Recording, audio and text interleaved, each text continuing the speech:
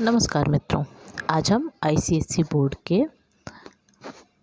हिंदी पाठ्यक्रम के जैनेंद्र कुमार द्वारा लिखित अपना अपना भाग्य कहानी का वाचन करेंगे।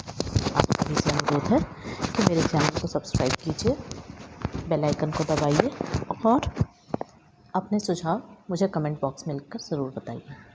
चलिए तो समय ना गंवाते हुए हम पाठ का वाचन शुरू करते हैं। सबसे पहले हम लेखक का परिचय जानेंगे। श्री जैनेंद्र कुमार का जन्म अलीगढ़ जिले में कोडियागंज नामक कस्बे में 1905 में हुआ था। जैनेंद्र की रचनाओं पर गांधीवाद का बहुत बड़ा प्रभाव पड़ा।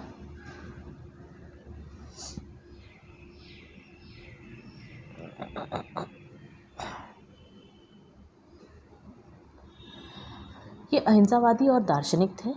मुख्य रूप से तो ये कहानीकार थे, पर इन्होंने निबंध, उपन्यास और संस्मरण भी लिखे हैं। सुनीता, सुखदा, मुक्तिबोध इनके प्रसिद्ध उपन्यास, साहित्य का श्रेय और प्रिय, मंथन प्रसिद्ध निबंध संग्रह तथा फांसी जयसंधि, वातायन, नीलम देश की राजकन्या, एक रात, दो चिड़ियाँ, पाजेब इनके प्रसिद्ध कहानी संग्रह हैं। इनकी कहानियों में कहानी कला को नया आयाम मिला है, जिसमें वर्णन और विवरण की अपेक्षा चिंतन और विश्लेषण की प्रधानता है। आइए अब हम इस कहानी का वाचन करते हैं। कहानी का नाम है अपना अपना भाग्य। बहुत कुछ निरुद्देश्य घूम चुकने पर हम सड़क के किनारे बेंच पर बैठ गए। नैनीताल की संध्या धीरे धीरे उतर रही थी। रुई के रेशे से भाप से बादल हमारे सिरों को छू छू कर बेरोक घूम रहे थे। हल्के प्रकाश और अंधियारी से रंगकर कभी वे नीले दिखते, कभी सफ़ेद, और फिर ज़रा अरुण पड़ जाते, जैसे हमारे साथ खेलना चाह रहे हैं। 5, 10, 15 मिनट हो गए। मित्र के उठने का कोई इरादा मालूम न हुआ। मैंने झुंझला कर कहा, चलिए भी। अरे ज़रा बैठो। हाथ पकड़कर ज़रा बैठने के लिए जब ज़ोर से बिठा लिया गया तो और कोई चारा ना रहा। सनक से छुटकारा पाना आसान नहीं था और ज़रा बैठना भी ज़रा ना था। चुपचाप बैठे तंग हो रहा था, कुढ़ रहा था कि मित्र अचानक बोले, देखो वह क्या है। मैंने देखा कि कोहरे की सफ़ेदी में कुछ ही हाथ दूर से एक काली सी मूर्ति हमारी तरफ आ रही थी। मैंने कहा, होगा कोई। 3 गज़ की दूरी से दिख पड़ा एक लड़का, सिर के बड़े बड़े बाल खुजलाता चला आ रहा था। नंगे पैर, नंगे सिर, एक मैली सी कमीज़ लटकाए है। पैर उसके न जाने कहाँ पड़ रहे थे और वह न जाने कहाँ जा रहा था, कहाँ जाना चाहता था। न दायां था न बायां था। पास की चुंगी की लालटेन के छोटे से प्रकाश वृत्त में देखा, कोई 10-12 बरस का लड़का होगा। गोरे रंग का है, पर मैल से काला पड़ गया है। आंखें अच्छी, बड़ी, पर सूनी है। माथा जैसे अभी से झुर्रियाँ खा गया है। वह हमें देख न पाया, जैसे वह कुछ भी न देख रहा था। न नीचे की धरती, न ऊपर चारों ओर फैला हुआ कोहरा, न सामने का तालाब और न एकाकी दुनिया।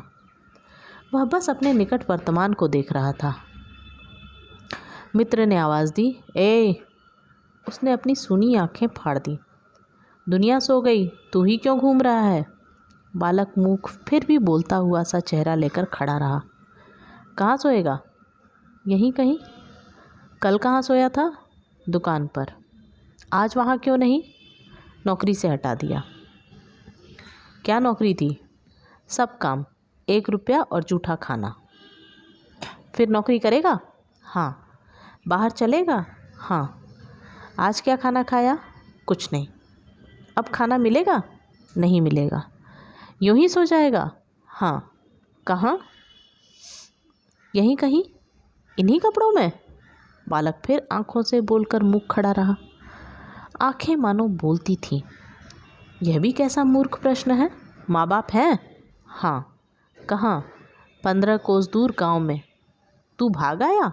हाँ। क्यों? मेरे कई भाई बहन हैं, सो भाग आया। वहाँ काम नहीं, रोटी नहीं, बाप भूखा रहता था, माँ भूखी रहती थी, रोती थी, सो भाग आया। एक साथी और था, उसी गांव का था, मुझसे बड़ा। दोनों साथ यहाँ आए। वह अब नहीं है। कहाँ गया? मर गया। बस ज़रा सी उम्र में ही इसकी मौत से पहचान हो गई। मुझे अचरज हुआ। पूछा, मर गया? हाँ, साहब ने मारा, मर गया। अच्छा, हमारे साथ चल। वह साथ चल दिया। लौटकर हम वकील दोस्त के होटल पहुँचे। वकील साहब होटल के कमरे से उतर कर आए। कश्मीरी दुशाला लपेटे थे, मोजे चढ़े पैरों में चप्पल थी, स्वर में हल्की झुंझलाहट थी, कुछ लापरवाही थी। ओहो, फिर आप? कहिए। आपको नौकर की ज़रूरत थी ना? देखिए, यह लड़का है। कहाँ से लाए? इसे आप जानते हैं? जानता हूँ, यह बेईमान नहीं हो सकता।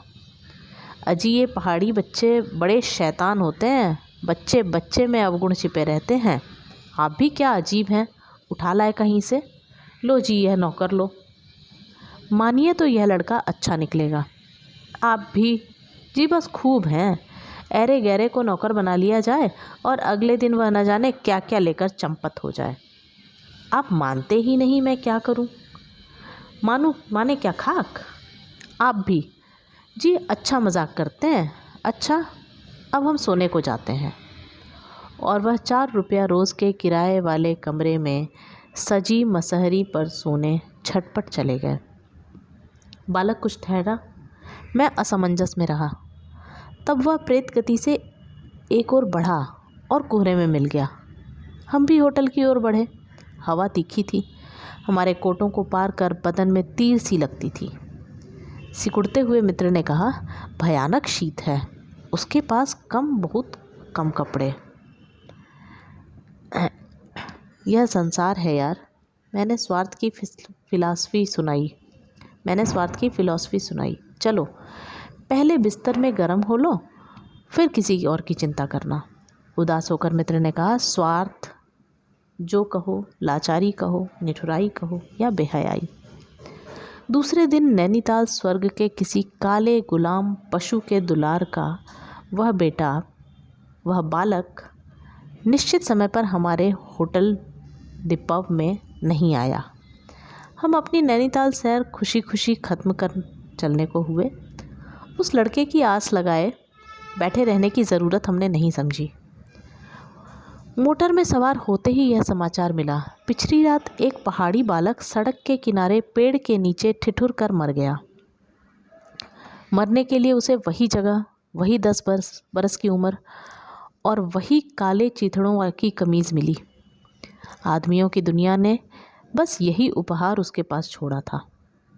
पर बतलाने वालों ने बताया कि गरीब के मुंह पर, छाती, मुट्ठियों और पैरों पर बर्फ़ की हल्की सी चादर चिपक गई थी। मानो दुनिया की बेहयाई ढकने के लिए प्रकृति ने शव के लिए सफ़ेद और ठंडे कफन का प्रबंध कर दिया था। जैनेंद्र कुमार। धन्यवाद मित्रों।